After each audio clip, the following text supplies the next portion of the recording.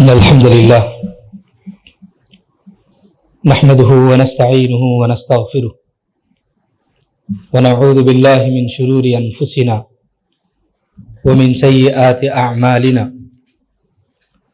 من يهده الله فلا مضل له ومن يضلل فلا هادي له وأشهد أن لا إله إلا الله وحده لا شريك له وأشهد أن محمدا عبده ورسوله أما بعد فإن خير الحديث كتاب الله وخير الهدي هدي محمد صلى الله عليه وسلم وشر الأمور محدثاتها وكل محدثة بدعة وكل بدعة ضلالة وكل ضلالة في النار فأعوذ بالله السميع العليم من الشيطان الرجيم بسم الله الرحمن الرحيم يا أيها الذين آمنوا اتقوا الله حق تقاته ولا تموتن إلا وأنتم مسلمون يا أيها الذين آمنوا اتقوا الله وقولوا قولا سديدا يصلح لكم أعمالكم ويغفر لكم ذنوبكم ومن يطع الله ورسوله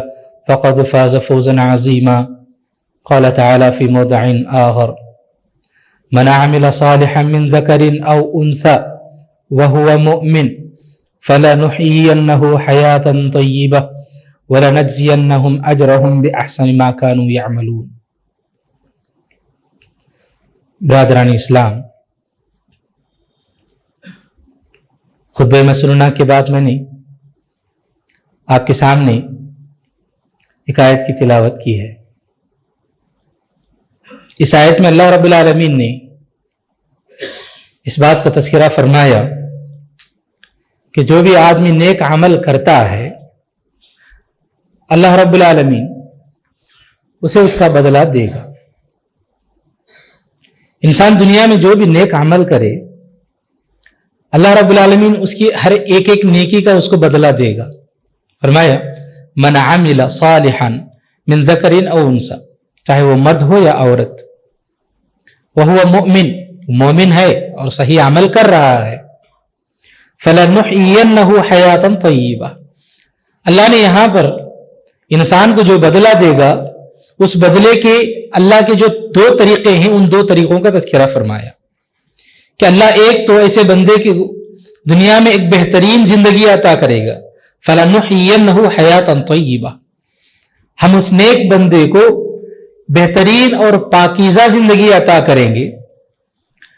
وہ ایسی زندگی گزارے گا کہ ہر قسم کی برائی سے پاک رہے گا، ہر قسم کی مصیبت پریشانی، دنیا جہاں کی جو بھی آفتیں ہیں اللہ رب العالمین ان سارے آفتوں اور برائیوں سے بچا کر کے اس کو محفوظ اور ایک پاکیزہ زندگی عطا کرے گا۔ پھر فرمایا وَلَنَجْزِيَنَّهُمْ أَجْرَهُمْ بِأَحْسَنِ مَا كَانُوا يَعْمَلُونَ۔ اب رہی بات آخرت کی، وہ تو آخرت میں اللہ رب العالمین بہترین جو بدلہ دینا ہے وہ تو دے گا ہی، لیکن دنیا میں بھی اللہ رب العالمین ایک بہترین زندگی عطا کرے گا۔ بھائیو، انسان جو زندگی گزارتا ہے، انسان زندگی گزارنے میں اس کی جو ایام ہیں ان دنوں میں جو بھی نیکی کرتا ہے، جب وہ مرتا ہے، مرنے کے بعد جب وہ قبر میں چلے جاتا ہے تو قبر میں جانے کے بعد وہ جو دنیا ہوتی ہے اس کو برزخی دنیا کہا جاتا ہے۔ اس دنیا سے تو انسان ختم ہو جاتا ہے اور برزخی دنیا میں جاتا ہے، اور وہاں جانے کے بعد ہر انسان کو یہ محسوس ہوگا کہ میرے پاس نیکیاں کم ہیں۔ ہر انسان اس بات کو محسوس کرے گا، اور ایسے موقع پر انسان چاہے کچھ بھی محسوس کرے لیکن اس کو عمل کا دوبارہ موقع نہیں ملے گا۔ اب وہ چاہے کتنی کوشش کرے، کچھ بھی منت سماجت کرے، لیکن اس کو موقع نہیں ملے گا۔ جو کچھ بھی اس نے نیک عمل کیے بس اس کے حساب سے اس کو جو ہے اجر دیا جائے گا۔ اب اس کے حساب سے قبر میں بھی اس کا محاسبہ ہوگا، حساب و کتاب ہوگا۔ لیکن سوال یہ ہے کہ کیا مرنے کے بعد انسان جب مر جاتا ہے تو مرنے کے بعد بھی کیا اس کو فائدہ ہو سکتا ہے، یعنی اس کے اعمال میں اضافہ ہو سکتا ہے؟ کیا وہ کسی عمل کی وجہ سے جو اس نے قبر میں ابھی رہ کر کچھ نہیں کر رہا ہے لیکن اس کے باوجود بھی کیا اس کے عذاب میں تخفیف کا کوئی عمل بن سکتا ہے یا کوئی وجہ بن سکتی ہے؟ اگر ہم قرآن اور سنت کی طرف نظر دوڑائیں تو یقیناً کچھ اعمال ایسے ہیں، کچھ کام ایسے ہیں اور کچھ ایسی وجوہات ہیں انسان مرنے کے بعد بھی اس کو فائدہ پہنچ سکتا ہے۔ آئیے مختصر طور پر میں آپ کے سامنے سب سے پہلے یہ باتیں بتاؤں کہ خود میت کے کچھ اعمال ایسے ہوتے ہیں وہ زندگی میں کر کے چلے جاتا ہے، لیکن مرنے کے بعد بھی اس کو اس عمل کا فائدہ باقاعدہ پہنچتے رہتا ہے، قیامت تک جاری رہتا ہے۔ تو خود اس کے کچھ اعمال کا میں آپ کے ساتھ سب سے پہلے آپ کے سامنے اس کا تذکرہ کروں۔ خود اللہ کے نبی صلی اللہ علیہ وسلم نے 3 اعمال کا تذکرہ فرمایا، ان میں سے ایک علم نافع ہے، ایک آدمی اچھا علم سیکھتا ہے اور دوسروں تک اس کو پہنچاتا ہے، اور صدقہ جاریہ کا اہتمام کرتا ہے، اور اچھی اولاد کو تیار کرتا ہے، نیک اولاد تیار کرتا ہے، اچھی دینی تربیت دیتا ہے۔ تو یہ 3 چیزیں ایسی ہیں اس کو مرنے کے بعد بھی فائدہ پہنچاتی ہیں۔ علم پہنچایا، لوگ عمل کر رہے ہیں، تو جب تک عمل کرتے رہیں گے گرچہ وہ مر چکا ہے لیکن برابر اس کا اجر اس کو ملتا رہے گا۔ نیک اولاد ہے، نیک اولاد جو بھی عمل کرے گی اس کا اجر جو ہے میت کو پہنچتا رہے گا۔ صدقہ جاریہ کے طور پر کچھ اس نے اعمال کیے تھے، مرنے کے بعد بھی برابر اس کے حساب میں، اس کے اکاؤنٹ میں اعمال کا اضافہ ہوتے رہے گا۔ یہ بات نبی صلی اللہ علیہ وسلم نے مختلف احادیث میں بیان فرمائی۔ اور اس کے علاوہ بھی کچھ اعمال ہیں اگر انسان دنیا میں کر کے جاتا ہے تو یقیناً اس کو مرنے کے بعد بھی فائدہ ہوگا۔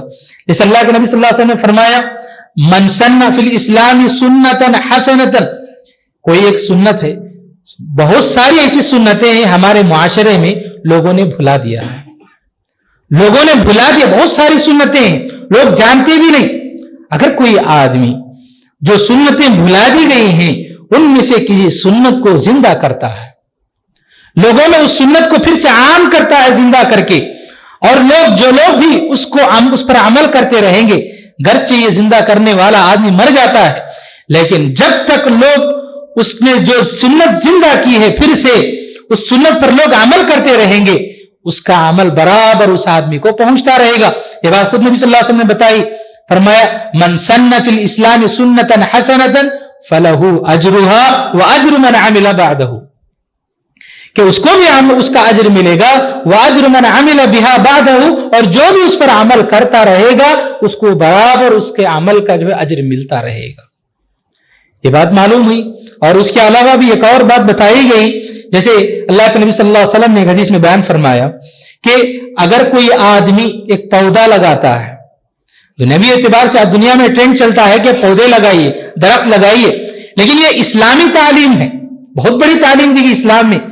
اللہ کے نبی صلی اللہ علیہ وسلم نے ایک حدیث میں بتلایا، اگر آپ کو پتا چلے کہ کل قیامت آنے والی ہے، کل قیامت آنے والی ہے اور آپ کو موقع مل رہا ہے، آج آپ ایک پودا لگا سکتے ہیں، تو نبی صلی اللہ علیہ وسلم نے فرمایا کہ آج ایک پودا لگا دو، گرچہ کل قیامت آئے گی اس پودے کی اس کا کوئی فائدہ نہیں ہوگا، لیکن اس کے باوجود نبی صلی اللہ علیہ وسلم نے فرمایا کہ کل قیامت آنے والی ہے، آپ کو معلوم ہے، لیکن آج آپ کے پاس موقع ہے کہ آپ ایک پودا لگا سکتے ہیں، تو ایک پودا لگاؤ۔ اس کا ایک دینی فائدہ اس کو پرسنلی کیا ہوگا؟ اللہ کے نبی صلی اللہ علیہ وسلم نے فرمایا کوئی آدمی پودا لگاتا ہے اور اس سے کوئی انسان کچھ کھاتا ہے، کوئی جانور کھاتا ہے یا پرندہ کھاتا ہے، یا پھر اس درخت کے سائے میں کوئی آدمی آرام کرتا ہے، تو جب تک اس درخت سے لوگ ان چیزوں سے فائدہ اٹھاتے رہیں گے، جانور فائدہ اٹھاتے رہیں گے، چرندے پرندے فائدہ اٹھاتے رہیں گے، میت کو اس کا جو ہے اجر ملتا رہے گا گرچہ وہ مر چکا ہے۔ تو یہ کچھ اعمال ہیں، اس طرح کے اور بھی اعمال ہیں جو شریعت نے بتائی ہیں کہ آدمی کچھ اعمال ایسے کر کے جائے کہ مرنے کے بعد بھی اس کو فائدہ پہنچتے رہے گا۔ اب رہی بات ہم زندہ لوگ، ہمارے آباء و اجداد اس دنیا سے چل بسے ہیں، ان کا انتقال ہو چکا ہے، کیا ہم ان کے اعمال کو ہمارے اعمال کے ذریعے فائدہ پہنچا سکتے ہیں؟ ہاں، اس کا بھی امکان ہے۔ شریعت نے ہمیں اس کے بھی تعلق سے کچھ اعمال بتائے ہیں کہ اگر ہم کچھ اعمال کریں جس سے ہماری میت کو فائدہ پہنچ سکتا ہے تو ایسے اعمال بتائے گئے ہیں، ان اعمال کو کریں تو یقیناً ہمارے گھرانوں میں، ہمارے خاندانوں میں جو اموات ہیں ان کو یقیناً فائدہ پہنچے گا۔ ان میں سے بعض کا تذکرہ میں کرتا ہوں۔ سب سے پہلی بات تو یہ ہے کہ ہم قرض ادا کریں میت کا، اس سے یقیناً میت کو فائدہ ہوگا۔ اس کے سلسلے میں بہت ساری احادیث ہیں کہ جو آدمی قرض دار آدمی مر جاتا ہے تو جب تک اس کا قرض ادا نہیں ہوتا ہے وہ معلق رہتا ہے جنت سے، یہ بات نبی صلی اللہ علیہ وسلم نے بتائی۔ تو ہم یقیناً فائدہ پہنچا سکتے ہیں میت کا قرض ادا کر کے۔ اور میت کا قرض ادا کرنے کے لیے اولاد کا ہونا ضروری نہیں ہے، اولاد ادا کرے. اگر اولاد نہیں ہے، وہ لاوارث ہے، کوئی بھی اس کا قرض ادا کرنے والا نہیں، کوئی صاحب استطاعت ہے، وہ بھی ادا کر سکتا ہے. اس سے جو ہے اس میت کو فائدہ پہنچتا ہے، اور ادا کرنے والے آدمی کو بھی یقیناً فائدہ تو پہنچے گا ہی. اور اس کے علاوہ میت کو فائدہ پہنچانے کا ایک اور طریقہ یہ بتایا گیا کہ جنازے کی نماز میں ہم شرکت کریں. ایک مسلمان ہے، کوئی بھی مسلمان ہے، مسلمان کے جنازے میں ہم شرکت کریں. بس ہمارا شرکت کرنا، نماز پڑھنا، اس کے لیے دعا کرنا، یہ یقیناً میت کو فائدہ پہنچائے گا. ایک حدیث میں اللہ کے نبی صلی اللہ علیہ وسلم نے فرمایا ما من میت تصلی علیہ امۃ من المسلمین یبلغون 100. کوئی بھی جنازہ ہے جس میں مسلمانوں کی جماعت شامل ہوتی ہے جنازے میں، اور ایک تعداد 100 تک پہنچ جاتی ہے، تو فرمایا کلہم یشفعونہ الا شفعوا فیہ.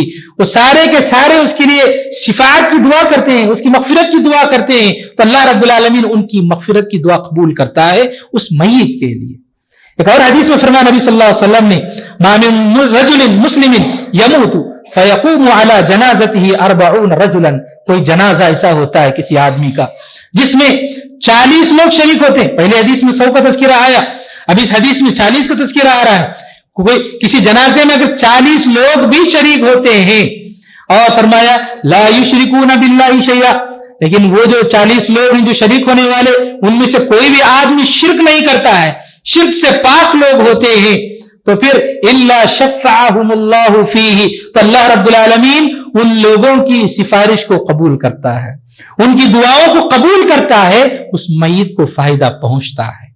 اس طرح سے بھی ہم کسی میت کو فائدہ پہنچا سکتے ہیں. اب میت کے لیے دعا کے سلسلے میں تو مختلف احادیث ہیں، مختلف انداز سے دعا کر سکتے ہیں ہم. ایک تو تدفین کے موقع پر دعا کر سکتے ہیں جہاں پر ہم کھڑے ہوتے ہیں. تدفین کے بعد اللہ کے نبی صلی اللہ علیہ وسلم نے فرمایا کہ تم میت کے لیے دعا کرو. اس کے علاوہ کہیں بھی کسی بھی موقع پر ہم میت کے لیے دعا کر سکتے ہیں. خصوصی طور پر اولاد کی دعا میت کو کافی جو ہے فائدہ پہنچاتی ہے. اور اس کے علاوہ میت کو فائدہ پہنچانے کے لیے ایک اور عبادت جو بتائی گئی وہ ہے میت کی طرف سے اگر میت کے کچھ روزے چھوٹ گئے ہیں، فرض روزے، اگر اس کے قضا کرنا باقی ہے، تو پھر اس کی اولاد، میت کی جو روزے جو چھوٹ چکے ہیں قضا کے طور پر باقی رہ گئے ہیں، اولاد ان روزوں کو رکھ سکتی ہے. اللہ کے نبی صلی اللہ علیہ وسلم کے سامنے ایک سوال آیا.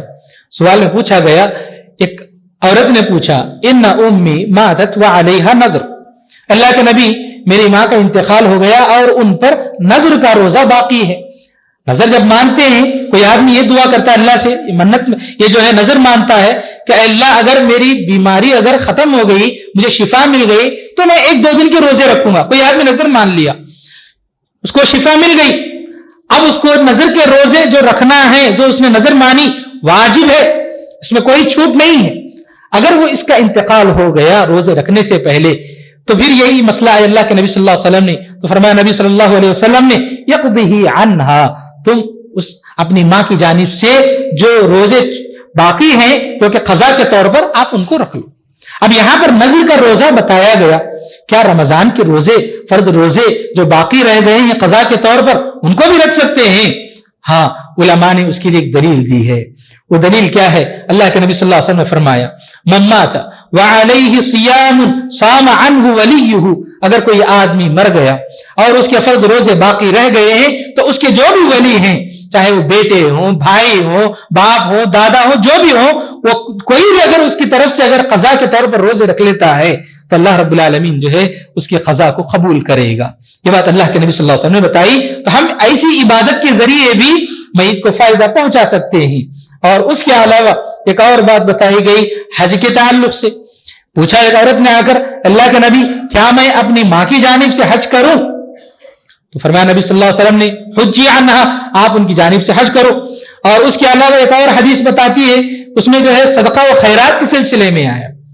تو ایک عورت نے آ کر پوچھا اللہ کے نبی میری ماں کا اچانک انتقال ہو گیا، میری ماں کا اچانک انتقال ہو گیا، اور مجھے اس بات کا پورا یقین ہے کہ اگر میری ماں کو موقع ملتا بات کرنے کا، تکلمت تصدقت، اگر موقع ملتا بات کرنے کا تو ضرور میری ماں صدقہ کرنے کی وصیت کر جاتی میری ماں، لیکن موقع نہیں ملا، اچانک انتقال ہو گیا.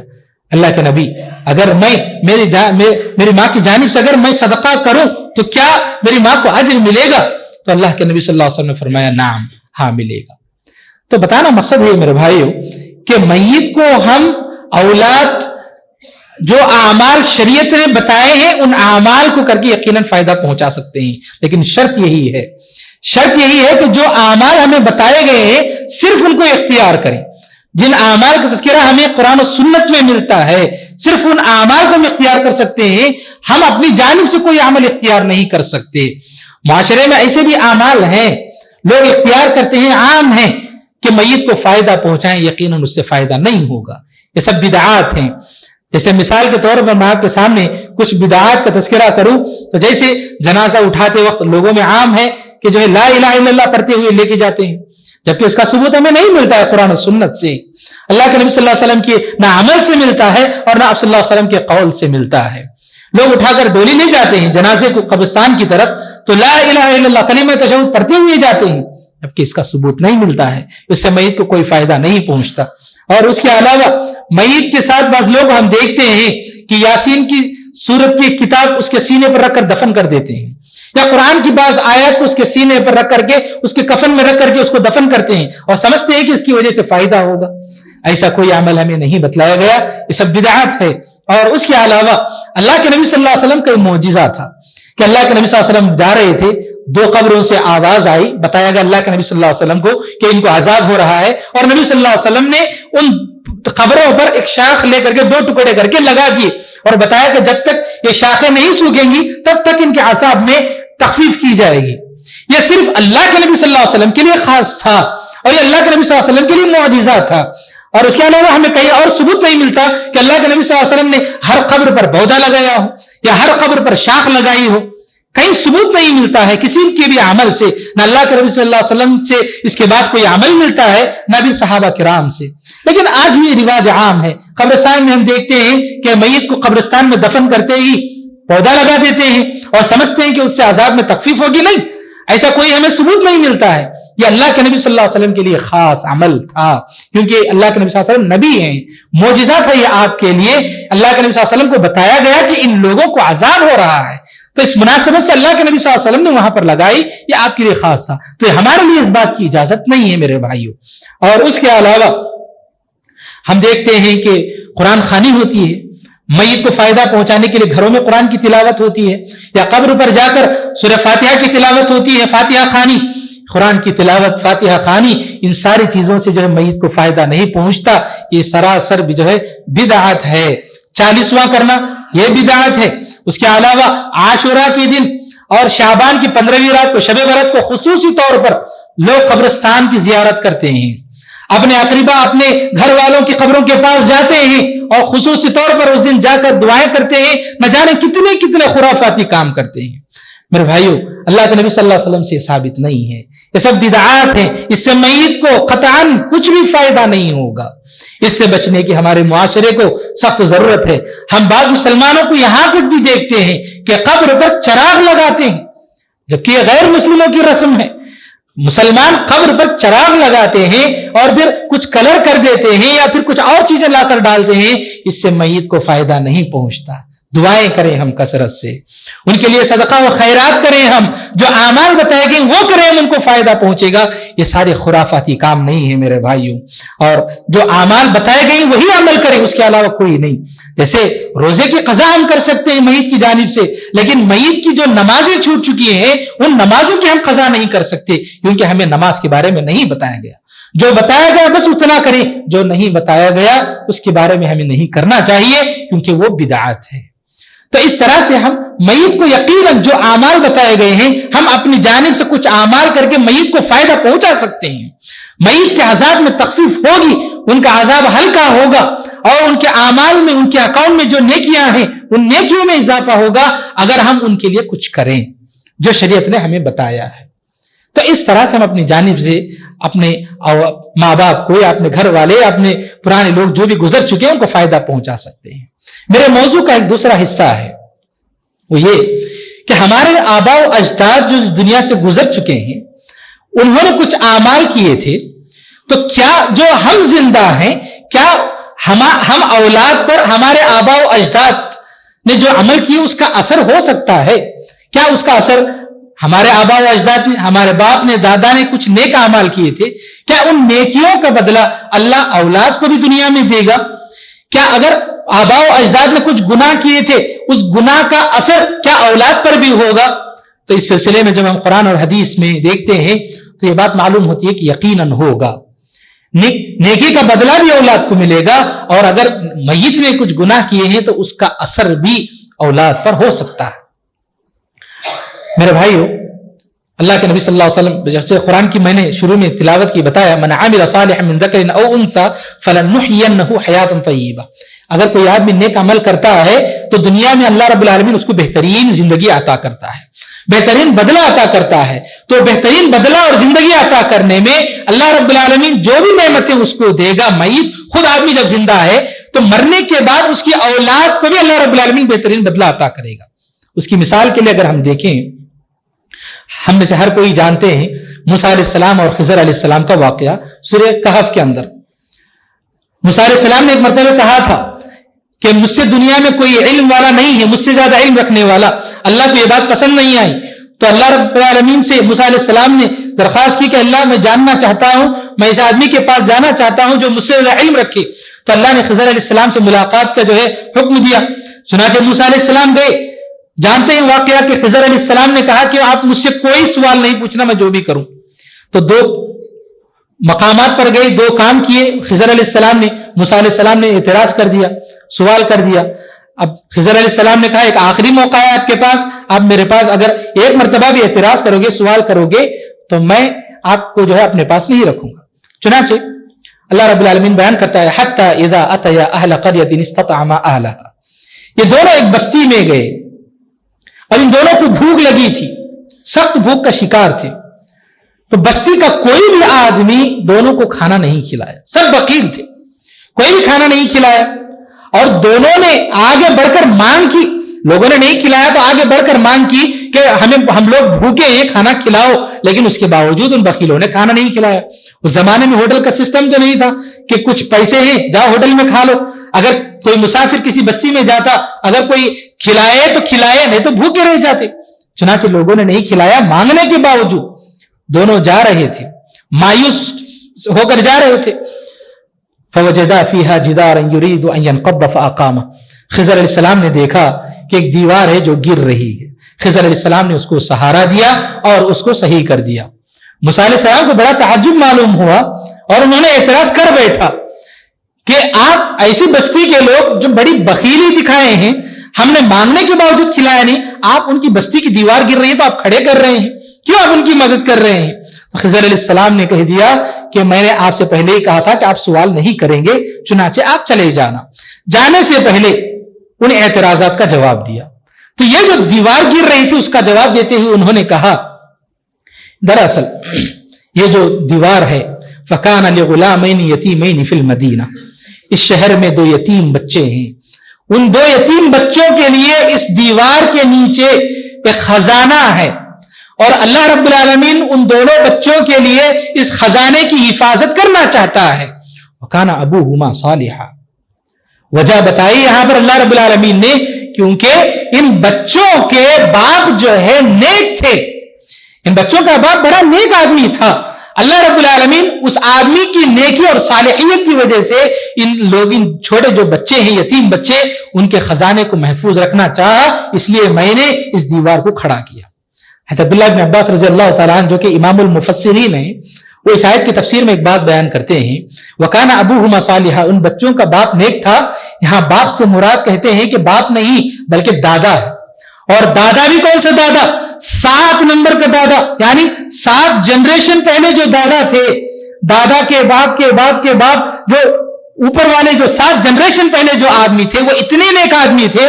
اللہ رب العالمین نے اس آدمی کی نیکی کی وجہ سے 7 جنریشن کے بعد جو یتیم بچے ہیں, دونوں بچے, ان کے خزانے کو محفوظ رکھا.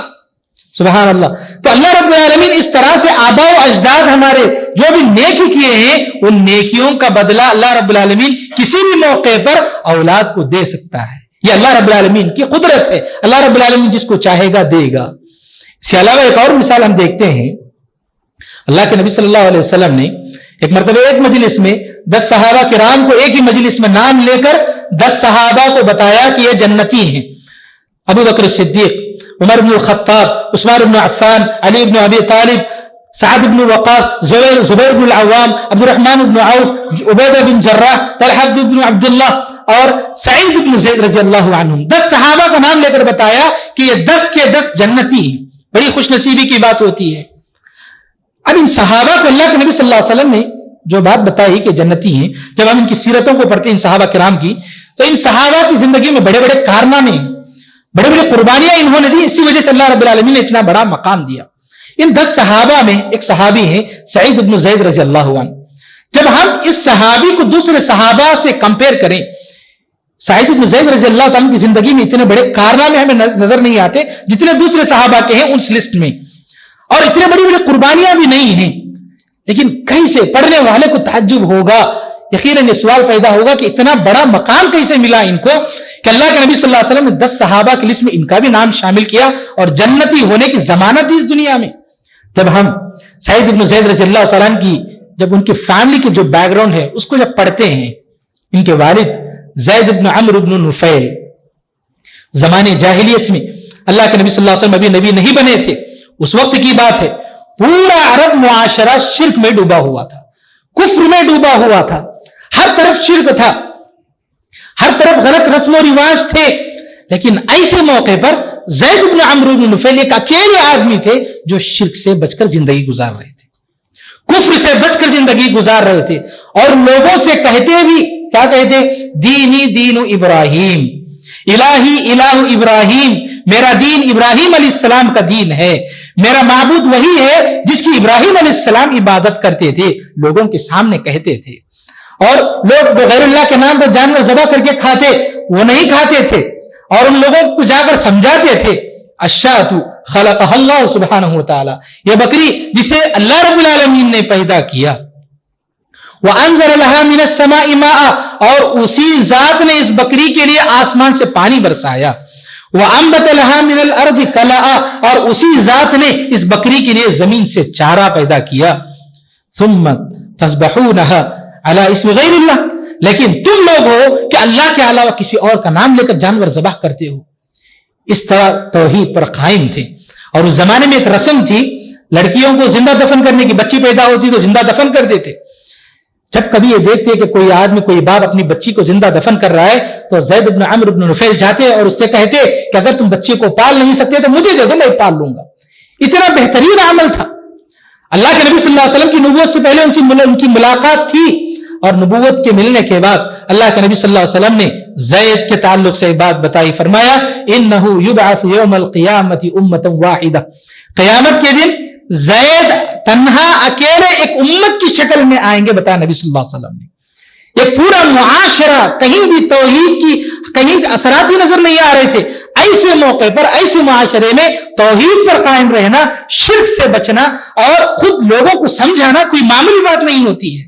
تو فرمایا نبی صلی اللہ علیہ وسلم نے وہ قیامت کے دن اکیلے ایک امت کی شکل میں آئیں گے بتایا. لگتا ہے یوں ایسے لگتا ہے کہ شاید اس باپ کے نیک عمل کا اثر ہے کہ ان کے بیٹے سعید بن زید رضی اللہ تعالیٰ عنہ پر اس کا اثر ہوا، اور اللہ کے نبی صلی اللہ علیہ وسلم نے اپنی زبان سے اس صحابی کا نام لے کر بتایا کہ یہ جنتی ہیں. ایک باپ کے عمل کا اثر ہوتا ہے. میرے بھائیو، عبداللہ بن مسعود رضی اللہ تعالیٰ عنہ تہجد کی نماز کے لیے اٹھتے تو اپنا بچہ بازو میں سویا ہوا رہتا تو اپنے بچے کی طرف اشارہ کر کے کہتے اپنے بچے سے من اجلک یا بنیا، اے بیٹے میں نماز جو پڑھ رہا ہوں اللہ کو راضی کرنے کے لیے، اس میں کوئی شک کی بات نہیں ہے، لیکن میں تیرے لیے بھی پڑھ رہا ہوں کہ اللہ رب العالمین میری اس عبادت کے ذریعے تجھے فائدہ پہنچائے، اس عمل کے ذریعے اس عبادت کے ذریعے تجھے فائدہ پہنچائے، اس لیے بھی میں پڑھ رہا ہوں. اور اس کے علاوہ سعید بن المسیب رحمہ اللہ جو کہ تابعین میں سب سے بڑے اونچے درجے کے تابعین ہیں، وہ بھی جب تہجد کے لیے اٹھتے اپنے بچے کی طرف دیکھ کر کہتے من اجلک یا بنیا، میں اللہ کو راضی کرنے کے لیے عبادت کرتا ہوں، لیکن میرا مقصد یہ بھی ہے کہ اس عبادت کے ذریعے اے میرے بیٹے تجھے فائدہ پہنچے. لیحفظک اللہ، اللہ تیری حفاظت کرے، ویصلحک اللہ، اللہ تیری جو ہے بھلائی کرے. اور اس کے علاوہ اس کے بعد رونے لگتے سعید بن المسیب رحمہ اللہ، اور اس کے بعد وہ اس آیت کی تلاوت کرتے جو موسیٰ علیہ السلام کے قصے میں آئی، وَكَانَ أَبُوهُمَا صَالِحًا، کہ ان بچوں کا باپ نیک تھا۔ میرے بھائیو، یقیناً اس کا فائدہ ہوتا ہے، ماں باپ کے، آباء و اجداد کے نیک عمل کا اثر بچوں پر یقیناً ہوتا ہے۔ اگر آپ اپنی زندگی میں، ہر آدمی اس بات کا جائزہ لے کہ آج میں خوش ہوں، نیک عمل کر رہا ہوں، صحیح ایمان کے ساتھ ہوں، تو یقین مانیے اس کی ایک بڑی وجہ یہ بھی ہو سکتی ہے کہ ہمارے آباء و اجداد نے کچھ نیک اعمال کیے تھے، آج ہماری زندگی میں اس کا اثر ہے۔ وہیں پر جہاں نیک عمل کا اثر اولاد پر پڑتا ہے، گناہوں کا اثر بھی اولاد پر پڑتا ہے۔ گناہوں کے اثر کے سلسلے میں ہمیں بہت ساری روایات ملتی ہیں اس سلسلے میں۔ تو گناہ کا جو اثر ہے جو اولاد پر پڑتا ہے، کون سے گناہ؟ خصوصی طور پر جو حقوق العباد سے جن اعمال کا تعلق ہے، انسان کسی کا ناحق کوئی چیز چھینتا ہے، کسی پر ظلم کرتا ہے، وراثت میں حق مارتا ہے، خصوصاً ایسے جو اعمال ہیں، ایسے جو گناہ ہیں، ان گناہوں کا اثر اولاد پر پڑتا ہے۔ اب سوال کرنے والا کوئی آدمی یہ سوال کر سکتا ہے کہ اولاد کی کیا غلطی ہے؟ باپ نے غلطی کی تو بیٹے کو سزا کیوں، اولاد کو سزا کیوں؟ تو یقیناً اس میں کوئی شک کی بات نہیں ہے، ہر آدمی یہ سوال کر سکتا ہے۔ تو انسان فطری طور پر بہت حساس ہوتا ہے اولاد کے سلسلے میں، ہر باپ کی دل میں یہ خواہش ہوتی ہے کہ چاہے دنیا کی جتنی بھی مصیبتیں ہیں، پریشانیاں ہیں، مجھ پر آئیں، میں برداشت کر لوں گا، لیکن میرے بچوں کو نہ آئیں۔ ہر انسان کی یہی سوچ ہوتی ہے۔ اللہ رب العالمین انسان کی اسی حس کو سامنے رکھ کر اس کو عذاب دیتا ہے۔ قرآن مجید کی آیت ہے، فرمایا فَلَا تُعْجِبْكَ أَمْوَالُهُمْ وَلَا أَوْلَادُهُمْ إِنَّمَا يُرِيدُ اللَّهُ لِيُعَذِّبَهُمْ بِهَا فِي الْحَيَاةِ الدُّنْيَا۔ اے نبی، ان کے مال اور ان کی اولاد آپ کو دھوکے میں نہ ڈالے، اللہ رب العالمین تو ان کو، ان اولاد اور اعمال کے ذریعے ان کو عذاب دینا چاہتا ہے۔ تو اللہ رب العالمین جو لوگ نیک گناہ کرتے ہیں، گناہوں کی وجہ سے اولاد پر اس کا اثر ڈال کر کے، اولاد کو تکلیف میں ڈال کر کے یا پھر گناہوں میں ڈال کر کے، ماں باپ کو جو بھی گناہ کیے ہیں ان کو سزا دے گا، لیکن یہ اولاد کے لیے سزا نہیں ہے، یہ اولاد کے لیے آزمائش ہے۔ یہ ماں باپ کے لیے عذاب ہے، لیکن اولاد کے لیے یہ آزمائش ہے۔ اگر اولاد صبر کرتی ہے، اگر اولاد اس موقع پر صبر کر کے توحید پر قائم رہتی ہے، دین پر قائم رہتی ہے، تو یہ ان کے لیے عذاب نہیں بلکہ اس کا بہترین اجر انہیں ملے گا۔ لیکن ماں باپ کے لیے عذاب ہے۔ اللہ رب العالمین نے یہاں پر بتایا، کیونکہ کون باپ چاہے گا کہ میرا بچہ تکلیف میں ہو؟ اگر وہ دیکھے گا کہ میرا بچہ کسی پریشانی میں ہے، مصیبت میں ہے، کسی بڑی تکلیف میں ہے، تو یقیناً اس کو تکلیف ہوگی۔ اللہ رب العالمین اسی تکلیف کے ذریعے اس کو عذاب دے گا۔ یہی بات اللہ رب العالمین نے اس آیت میں بتائی۔ آج ہم مسلمان اپنے بچوں کے مستقبل کے لیے حرام کمائیاں اختیار کرتے ہیں کہ میں اپنے بچوں کو فیوچر میں بہت کچھ بنانا چاہتا ہوں، یہ بنانا چاہتا ہوں، اپنے بچے کے مستقبل کو سنوارنا چاہتا ہوں۔ نہیں میرے بھائیو، حرام کمائی کے ایک لقمہ بھی ہمیں اپنانا نہیں چاہیے، اس کی وجہ سے اولاد اچھی نہیں بلکہ بگڑتی ہے۔ اولاد کا مستقبل کبھی بھی اچھا نہیں ہو سکتا حرام کمائیوں سے۔ سودی کاروبار، رشوت کا کاروبار، فلاں کاروبار، دھوکے کا کاروبار، یہ جو ہم کماتے ہیں حرام کمائیاں، اس سے اولاد کو فائدہ نہیں ہوگا مستقبل میں۔ مستقبل میں ہماری اولاد اچھی نہیں ہوگی بلکہ ان کی زندگیاں تباہ و برباد ہو جائیں گی۔ اس لیے ہمیں چاہیے کہ ہم جو بھی کام کرتے ہیں، جو بھی عمل کرتے ہیں، سوچ سمجھ کر کریں۔ نیک عمل کرتے ہیں تو ہماری اولاد پر اس کا اثر پڑے گا، برائی کرتے ہیں تو اس کا اثر اولاد پر پڑے گا، یہ سوچ کر کے ہم کوئی بھی عمل کریں۔ میرے بھائیو، یہ جو گناہ کا اثر آباء و اجداد کا جو اولاد پر ہوتا ہے، یہ صرف دنیا میں، آخرت میں نہیں، کیونکہ اللہ نے قرآن مجید میں فرمایا وَلَا تَزِرُ وَازِرَةٌ وِزْرَ أُخْرَى۔ قیامت کے دن باپ گناہ کیا تو اولاد کو جو عذاب نہیں ملے گا، اس کو اس کا بدلہ نہیں ملے گا۔ صرف دنیا میں اللہ رب العالمین اس کا بدلہ اور اس کا اثر جو دنیا میں دیتا ہے، ورنہ قیامت کے دن نہیں۔ لیکن اولاد صبر کرتی ہے، یہ ان کے لیے آزمائش کی بات ہے۔ تو غرض یہ کہ اگر اولاد نیک عمل کرے تو میت کو فائدہ پہنچ سکتا ہے، اگر میت نیک اعمال کر کے جائے اس دنیا سے تو اولاد کو فائدہ پہنچتا ہے۔ دونوں کے درمیان بڑا گہرا تعلق ہے۔ باپ اور بچوں کا جو تعلق ہے وہ ہمارے اعمال سے اس کا بڑا تعلق ہے، گہرے تعلقات ہیں۔ ہم جو بھی عمل کرتے ہیں اس سے ہمارے گھر والوں پر اثر پڑتا ہے۔ یہ سوچ کر، یہ سمجھ کر، اس بات کو ہمارے ذہن و دماغ میں رکھ کر ہم عمل کریں۔ کچھ اعمال ایسے کر کے جائیں اس دنیا سے کہ یقیناً ہمارے بچوں کو فائدہ پہنچے، یہ سوچ کر کے ہم اعمال کر کے جائیں۔ ایسا کوئی عمل نہ کریں، کوئی حرام کام نہ کریں جس سے ہمارے بچوں کی زندگیاں برباد ہو۔ اور ہمارے جو لوگ گزر چکے ہیں ہم ان کے لیے کچھ ایسے اعمال کریں کہ انہیں فائدہ پہنچے. ایک آخری بات بتا کر میں اپنی بات ختم کرتا ہوں. اللہ نے قرآن مجید میں بیان فرمایا والذین آمنوا وتبعتهم ذریتهم بایمان الحقنا بهم ذریتهم. جو ماں باپ نیک ہوتے ہیں دنیا میں ایمان کے ساتھ ہوتے ہیں, اچھے عمل کرتے ہیں, اور وہ ماں باپ اپنے بچوں کو بھی اسی بات کی تعلیم دیتے ہیں, ایمان کی تعلیم دیتے ہیں, عمل صالح کی تعلیم دیتے ہیں. اللہ نے کہا قرآن مجید میں کہ قیامت کے دن اللہ رب العالمین ان ماں باپ کو اور اولاد کو جنت میں ایک جگہ جمع کرے گا, الگ الگ نہیں کرے گا بلکہ جنت میں ایک جگہ جمع کرے گا. بلکہ عبداللہ ابن عباس رضی اللہ تعالیٰ نے کہا کہ اگر باپ عمل کی وجہ سے اوپری درجے پر ہے اور اولاد عمل کی وجہ سے کچھ کم کی وجہ سے نیچے درجے پر ہے تو اللہ رب العالمین اوپر والوں کو نیچے نہیں لائے گا بلکہ نیچے والوں کو اٹھا کر کے اوپر لے جائے گا اور ان کو ایک فیملی کے ساتھ ایک جگہ رکھے گا. نیچے والوں کو اوپر لے جائے گا چاہے وہ کوئی بھی ہو, اوپر والوں کو نیچے نہیں لائے گا. یہ ہوتا ہے ماں باپ اور بچوں کے درمیان آپسی جو عمل کا تعلق ہے. اس لیے ہم زندگی ایسے گزاریں کہ ہم بھی ایمان کے ساتھ رہیں, عمل صالح کے ساتھ زندگی گزاریں, ہمارے اولاد کو بھی اس بات کی تعلیم دیں, تو یقیناً انشاءاللہ ہم سب اپنے اپنے گھر والوں کے ساتھ جنت میں ایک جگہ رہیں گے. یہ اللہ نے وعدہ کیا ہے. رب العالمین سے دعا ہے کہ اللہ تعالی ہم سب کو صحیح اور نیک اعمال کرنے کی توفیق نصیب فرمائے. اللہ ایمان اور عمل صالح کے ساتھ زندگی گزارنے کی توفیق نصیب فرمائے. رب العالمین ہمارے اولاد کو نیک اور صحیح طور پر دین کو سمجھنے کی اللہ صحت اور عقل عطا فرما. رب العالمین ہماری اولاد کو, ہماری جو جنریشن ہے, اے اللہ ان سب کو دین پر قائم رہنے کی, توحید پر قائم رہنے کی توفیق نصیب فرما. ہر قسم کے حرام سے بچ کر ہمیں زندگی گزارنے کی توفیق نصیب فرما. اللہ ہمارے آبا و اجداد کی جو بھی نیکیاں ہیں اللہ ان اعمال کو قبول فرما. اللہ ان کے گناہوں کو معاف فرما.